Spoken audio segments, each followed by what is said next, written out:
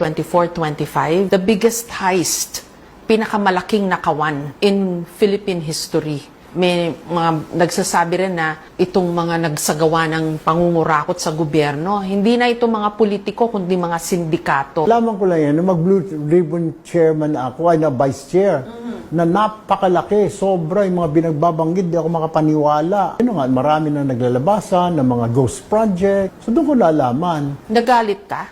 Definitely. O ba't ang hinahon mong magkwento ngayon? Sorry. Nagalit ka ba? Definitely. Kasi pag sinabi mong Tulfo, nakakatakot eh. Definitely. Kasi talaga magagalit ka because lahat tayo nagbigay dun eh. In this country, wala naman daw malinis eh. Lahat na may bahid ng dumi or kurakot or corruption. Depende, Jessica, kung paano mo titignan yung tao. So you have clean hands? Malinis ang mga kamay mo, Senator Tulfo? Yes, actually. Literally and figuratively? Definitely. Corruption?